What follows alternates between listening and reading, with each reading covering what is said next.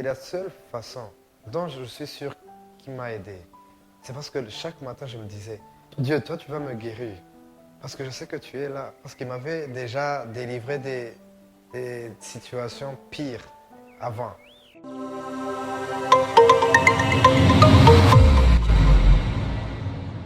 Bonjour, bon après-midi et bonsoir à vous chers auditeurs qui suivez les émissions du journal Omohivou, un journal privilégiant surtout la promotion de la femme et le respect des droits de l'enfant.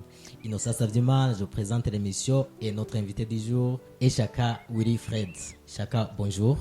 Bonjour, innocent. Ah, Chaka envoya pour la première fois ton beau visage et le beau gosse que tu es. Nos chers auditeurs se posent déjà des questions sur ta vraie personne. Alors, qui est Chaka en réalité? Comme vous l'avez dit, mon nom est Chakawili Fred. Dans une vie passée, j'ai été un consommateur de divers stupéfiants, comme l'alcool, le tabac et d'autres drogues, la drogue douce ou dure, qu'on appelle aussi, la drogue dure surtout, qu'on appelle aussi boost, héroïne. Vous ressemblez à quelqu'un qui avait une très bonne vie, qui était bien. Qu'est-ce qui t'avait poussé à consommer les stupéfiants? Pour commencer, je suis né dans une famille où je n'ai manqué de rien. Dieu m'a toujours offert ce dont je voulais ou je devais avoir. Mais par après, avec l'adolescence et des amis, des connaissances que je connaissais, j'ai commencé à fréquenter des milieux peu fréquentables. Et c'est la source, le début de là où j'ai commencé à avoir des problèmes. Et j'ai commencé à consommer de l'alcool, du tabac, et par après de la drogue douce, par après de la drogue dure. Et je pense que la source est le milieu que je fréquentais. Je fréquentais de mauvais milieux, et c'est ce qui a causé ma consommation de ces stupéfiants. Comment dans ton entourage, lorsque les gens de ton entourage ils ont vu que tu prenais la drogue? Comme vous venez de le dire, je pense que chaque milieu, il a des règles, des traditions, des coutumes, des cultures à observer. Et ici au Burundi, on a une culture de respect, je dirais de soumission, être poli. On m'a enseigné déjà quand j'étais tout petit à être poli envers toutes les personnes, à dire la vérité, vous voyez les bonnes manières. Alors, quand une personne commence à consommer ce genre de choses, il y a des gens qui ne te comprennent pas, qui se disent que c'est toi qui le fais, que tu as fait un mauvais choix. Mais par contre, il y a des fois où tu traverses une période. Et la période où tu rencontres de mauvaises personnes qui t'entraînent dans de mauvaises choses. Et par conséquent, tu deviens mauvais aux yeux des autres personnes. Et quand tu deviens mauvais, on te critique, on te juge. Il y a des choses qu'on devait faire pourtant, on ne les fait plus. Tu avais des amis, tu n'as plus d'amis, tu n'as plus personne. Toutes les personnes fuient parce qu'ils savent bien que tu vas leur faire du mal, ils ont peur.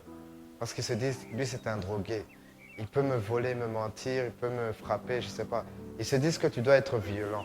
Mais, et ils ont raison parce que quand tu consommes, tu n'as plus cette habilité de réfléchir et de se dire que tu peux réagir, je ne sais pas, conformément à ces traditions qu'on t'avait enseignées ou à la discipline que tu avais avant. Parce que dès que tu consommes, c'est une drogue, c'est une addiction. Ça te contrôle. C'est plus toi qui as cette intelligence où tu travailles, tu te dis, je dois faire ceci, cela. Non. La drogue, carrément, je dirais comment, tous les sens que tu avais de réfléchir, toute la logique que tu avais, elle est renversée. Elle devient à l'envers. Et c'est pour cela que des fois, les gens font des choses et les autres ne peuvent pas comprendre. Même toi, par conséquent, quand tu consommes, tu peux voir toi-même que tu es dans la mauvaise voie, des choses à quoi tu penses sont très mauvaises. Et je te dis, d'où ça vient? Alors que je ne connaissais pas ça. Mais je pense que c'est la drogue qui fait cet effet-là, où tu te sens ailleurs. Tu n'es plus sur la vie, tu n'es plus dans la réalité, dans la vraie vie. Où tu te dis, le matin, je me réveille, je dois faire ceci, je dois faire ceci, je dois faire ma toilette, je dois faire ce... Non, tout est à l'envers. Tout ce que tu fais, c'est, je recherche ma drogue pour me sentir mieux, mais c'est un mensonge. C'est un mensonge en soi. Oui, oui. Chacun, si aujourd'hui tu as accepté de nous donner cet entretien, c'est parce qu'il y a quelque chose qui a changé en toi. Alors, tu peux m'expliquer la différence qu'il y a entre Chaka d'aujourd'hui et Chaka de l'époque où tu prenais la drogue? Parce que je me dis bien qu'il doit bien y en avoir. Chacun c'est le même, mais seulement c'est que j'avais pris un autre chemin. J'avais pris un autre chemin, euh, je dirais, qui est très mauvais pour ma santé, pour mon pays, pour ma famille, pour mon futur. Tout a été anéanti. Alors, l'ancien Chaka, parce qu'il y a aussi une vie avant que j'avais, avant de consommer la drogue, j'étais aussi Chaka. Mais c'est une voie que j'ai empruntée qui était mauvaise, le chemin de la drogue, de se dire que c'est l'ambiance, je veux être heureux, mais c'était pas la vraie voie que je devais prendre. Alors pour cela, le chacal qui était drogué, je consommais, je volais, je mentais, je ne sais pas d'autres choses aussi qui sont mauvaises. Tout ce qui était négatif, je le faisais parce il n'y avait rien de bon en moi. Tu vois, quand tu mens, quand tu voles, quand tu, quand tu te bats, je sais pas, tu as déjà une mauvaise santé, tu ne peux pas avoir de bonnes pensées. Et en plus, la personne doit être sale. Quand tu consommes de la drogue, tu dois être sale. Il n'y a personne qui consomme de la drogue et se dire que tu es propre. Même dans tes pensées, elles sont sales, les pensées. Elles deviennent automatiquement sales.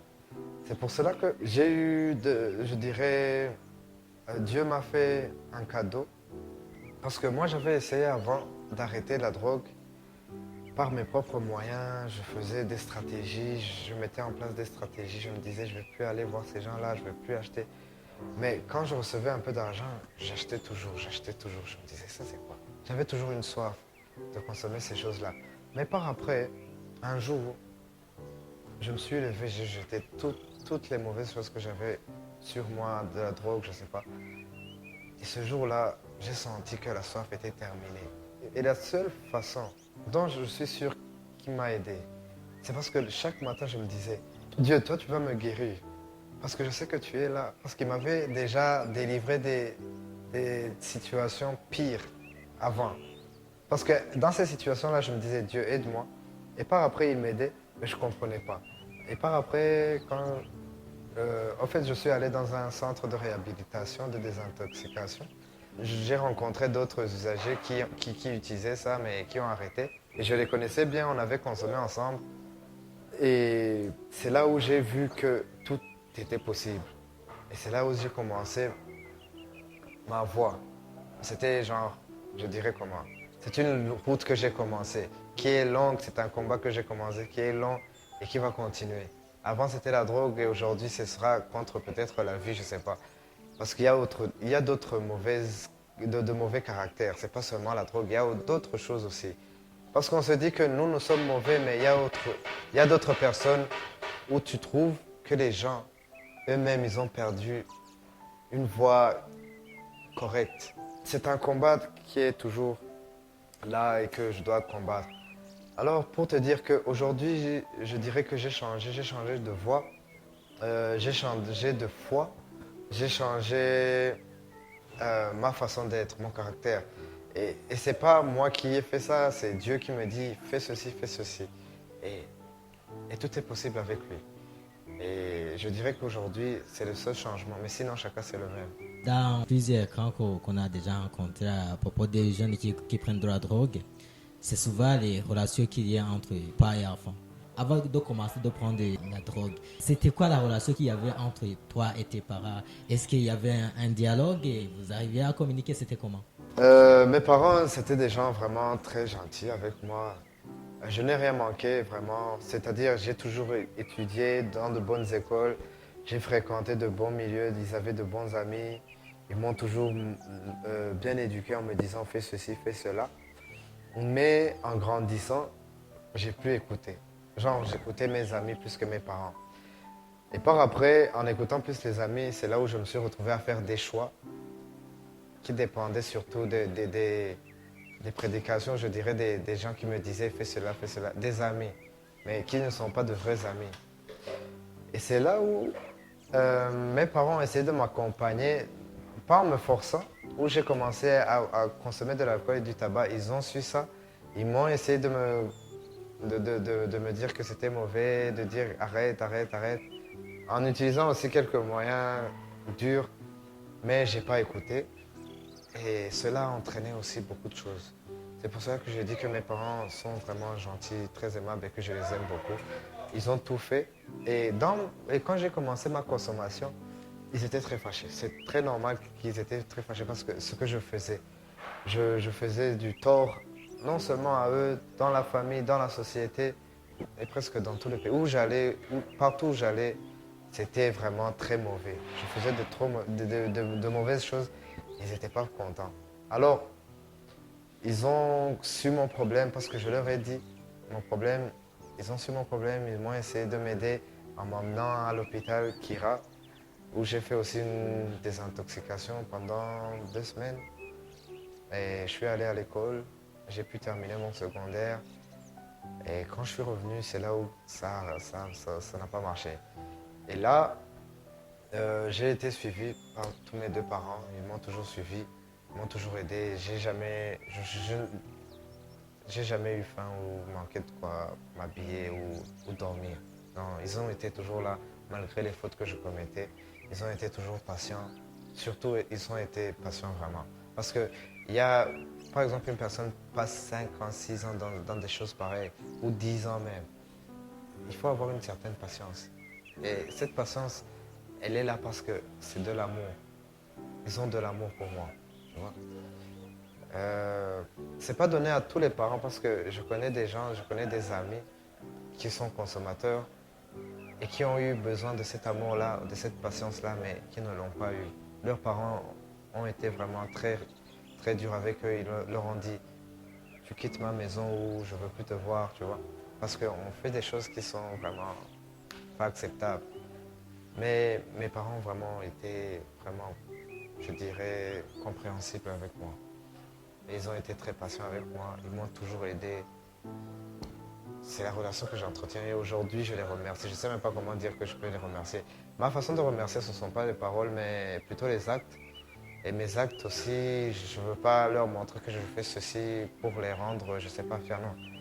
J'ai une vie à mener et cette vie seulement, c'est celle-là qui va leur dire merci pour ce qu'ils ont fait pour moi.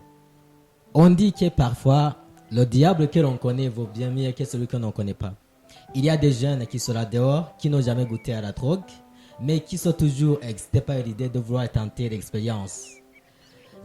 Comment tu pourrais leur donner, quel conseil que tu pourrais leur donner ainsi que ceux qui en consomment déjà?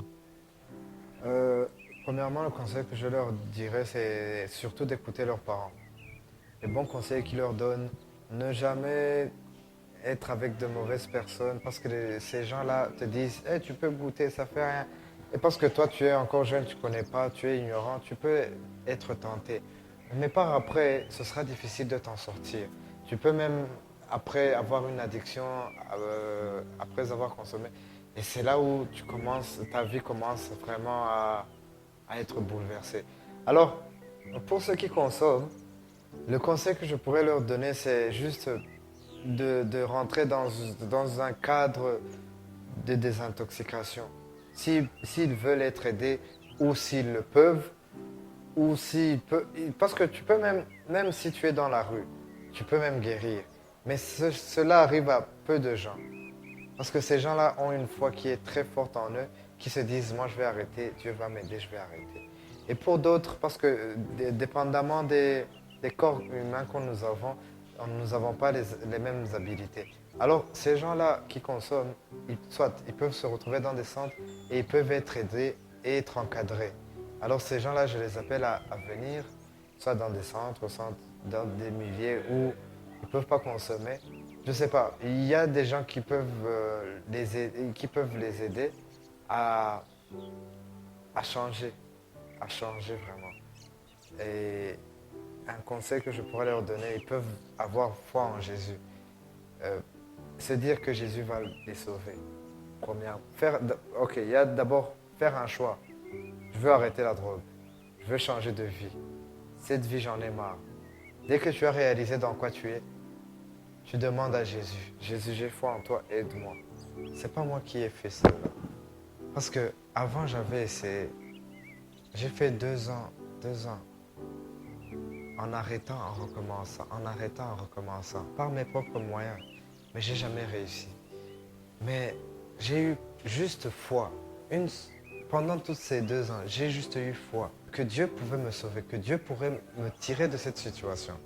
Et c'est lui qui a fait cela. Tu t'imagines, toi tu mènes un combat pendant des années, et un beau jour, parce que tu avais foi, tu avais cru en Jésus. Et là, même, je faisais même pas, il n'y avait même pas de stratégie que j'avais mis en place. Rien de tout cela. En moi, j'ai juste ressenti le dégoût. Tout s'est arrêté automatiquement. Toutes les mauvaises pratiques que j'avais qui étaient en relation avec cette consommation, c'est totalement arrêté. C'est pas moi qui ai fait cela. Parce que j'avais vécu ça beaucoup de fois, beaucoup de jours, tellement que je ne pouvais pas m'en sortir moi-même. Je pensais même, il y a même une certaine période où je disais, c'est fini pour moi, je vais continuer. Mais Dieu l'a fait. Chacun, ces jeunes gens qui prennent de la drogue sont après tout des enfants du Burundi, des futurs cadres, des futurs leaders au service de la nation, à qui aurait peut-être besoin d'être aidés, soutenus pour s'en sortir. Et qui est censé de l'aider et comment faire pour les aider? Ok, il y a, je dirais, 3 points ou 3 facteurs ou 3, je dirais, sources d'aide.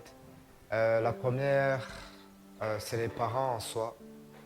Les parents doivent vraiment être attentifs, être à l'écoute de leur enfant, faire un suivi régulier vraiment.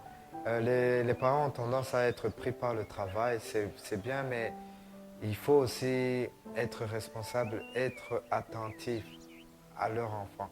Parce que dès qu'un enfant emprunte un chemin, il le fait sans le savoir, dans l'ignorance. Mais le parent, lui, déjà connaît le chemin et les conséquences qu'il a empruntées. Alors je dirais aux parents d'être attentifs, d'être à l'écoute, d'être régulièrement avec leur enfant, en communication avec leur enfant. Et comme ça, ils auront toujours des conseils à leur prodiguer. Le deuxième point, c'est l'État. L'État a des forces, je dirais, policières, militaires, je ne sais pas, et aussi une force financière. Quand je dis comme cela, c'est-à-dire que la drogue et l'empreinte, il n'y a pas de drogue qui est fabriquée ici au Burundi. Elles sont toujours importées dans des pays étrangers. Alors, je pourrais demander, il y a la police qui pourrait intervenir en faisant des contrôles rigoureuses, en se disant, on va arrêter ce genre de choses-là, on doit brûler ce genre de choses, il faut arrêter ces gens-là qui importent ce genre de choses et qui viennent empoisonner la jeunesse, qui viennent empoisonner notre pays. Ils se disent qu'ils vont faire de l'argent. On ne peut pas faire de l'argent en tuant des gens. C'est impossible. C'est-à-dire que toi aussi, tôt ou tard, tu auras des problèmes. Il y aura un retour. Parce que dès que tu fais le mal, la conséquence ne peut pas être bonne. La conséquence, elle est mauvaise. Tu vois? Alors, je demanderai à l'État, à la police, d'être vraiment rigoureux dans leur contrôle, sur les frontières, je dirais, du pays. Et aussi d'intervenir dans le pays, au milieu du pays, ou dans les points de vente où les drogués vont se procurer la drogue. Alors là, ils peuvent intervenir et arrêter ces gens-là qui vendent et se renseigner et avoir plus d'informations, d'où ça vient, qui vend ça, qui importe ça. Et comme ça, ils peuvent arrêter ce circuit qui est vaste. C'est un circuit vraiment vaste et qui est vraiment, qui a beaucoup d'argent. Il y a beaucoup d'argent en jeu. C'est pour cela qu'il y a des difficultés à pouvoir arrêter ce genre de trafic. Et ils sont très malins, très intelligents à faire cela. Ils essayent de faire plein de stratégies pour faire rentrer ce genre de choses ici dans le pays. Et l'État aussi peut appuyer des centres où les jeunes, d'une façon financière, soit en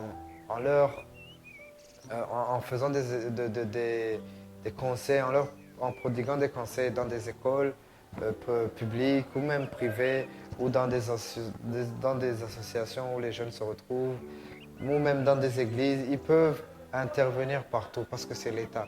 Ok. Ils peuvent intervenir financièrement dans ce genre de choses. Et aussi à soutenir les centres de réhabilitation de désintoxication, en les soutenant en leur fournissant des matériaux, en leur fournissant du personnel effectif qui peuvent vraiment euh, aider ces jeunes-là, qui connaissent leurs problèmes et qui peuvent les aider. Comme ça, ils vont traiter, comme ça, les différents centres vont traiter différents cas de drogués. Un autre pays aura une certaine avancée dans ce genre dans ce domaine-là de, je dirais, de santé en rapport avec la drogue. Troisième point que je peux dire aussi, c'est euh, en général, les gens se disent que les parents peuvent les aider, l'État peut les aider, mais j'aurais dû commencer par ce point-là, mais ça fait rien. Il y a soi-même, moi qui est drogué, moi qui consomme. C'est toi qui dois réaliser d'abord, en premier lieu, que tu as un problème, qui est relatif avec la drogue ou je sais pas. Et comme ça, dès que tu connais le problème, tu vas commencer à chercher différents moyens, différentes personnes qui peuvent t'aider à changer, à arrêter ou, je sais pas, à résoudre ton problème. Et c'est pour cela que tes parents sont là, tes frères, tes amis, de bons amis et d'autres personnes qui peuvent aussi t'aider sont là. Et aussi, il y a l'État aussi qui sera là, qui va prendre des mesures. Mais personne ne va t'aider tant que toi-même tu ne réalises pas cela. Personne ne pourra dire qu'il va t'aider sans que toi tu le veuilles. Même Jésus, même Dieu, même s'il vient, je ne sais dans quelle voie, ne peut pas t'aider tant que toi-même tu ne te dis pas que je dois arrêter, j'ai un problème, il faut que j'arrête. La première chose à faire, c'est reconnaître qui je suis, d'où je viens et qu'est-ce que je veux dans la vie. La deuxième chose, reconnaître le problème et en parler. Commencer à en parler dans ton milieu. Comme ça, les gens vont écouter et pouvoir chercher des solutions à ton problème. Et par après, tu pourras avoir foi. Commencer à avoir foi. Commencer à chercher des stratégies. Commencer à te battre. Et le combat, il est possible et tu peux vaincre. Mais que personne ne te trompe que dès que tu auras arrêté, la vie te sera facile. Non, ce sera un combat continuel, jour après jour. Moi, je ne peux pas me dire aujourd'hui que Dieu m'a aidé et que c'est fini. Non, c'est un combat de tous les jours. Parce que, ok, j'ai arrêté, mais je dois dire aux autres que c'est possible. Tu vois, toujours le moi, il revient. Je ne sais pas si vous me comprenez. Le moi, il revient. C'est-à-dire que moi, j'ai réalisé mon problème. Moi, j'ai dit aux gens de m'aider. Moi, j'ai demandé de l'aide. Ils sont en train de me donner plusieurs façons de résoudre mon problème. Et c'est moi qui choisis d'arrêter. OK? Et Dieu vient bénir tout cela. Et après, quand tu as arrêté, est-ce que tu vas rester les bras croisés en te disant que tu as arrêté? C'est un combat continuel. Sinon, tu serais égoïste, tu serais une mauvaise personne en te disant que tu vas garder ça pour toi. Il faut dire à tout le monde que c'est possible. Il faut dire aux gens qui ne consomment pas qu'ils doivent arrêter d'être en communication ou d'être avec des gens qui sont mauvais et qui savent aussi qu'ils consomment. Mais plutôt de leur venir en aide, en leur donnant des conseils, en leur donnant de l'amour, en leur donnant de l'affection. Comme ça, ces gens-là vont se retirer de milieux comme cela, de consommateurs de drogue. Chacun un dernier message un des messages aux jeunes qui continuent à prendre la drogue et qui se disent que c'est fini pour eux, que jamais ils ne pourraient pas changer. Non, tout est possible. Tout est possible. Tout est possible parce que j'en suis une preuve vivante. Et il y a aussi d'autres qui ont arrêté avant moi, qui m'ont été un exemple, un bon exemple. Il faut juste choisir. Il faut se dire, si ce gars-là, il a pu arrêter, moi aussi je peux. C'est-à-dire que tout le monde peut. Mais la façon dont on va combattre, elle est différente. Parce que nous n'avons pas les mêmes habilités, la même force, soit intelligente ou physique, pour combattre. Alors, je dirais à ces gens-là que tout est possible. Tout est possible. Aux parents aussi, je leur dis, tout est possible. Mais il faut être patient et toujours avoir foi que c'est possible. Et ça arrivera.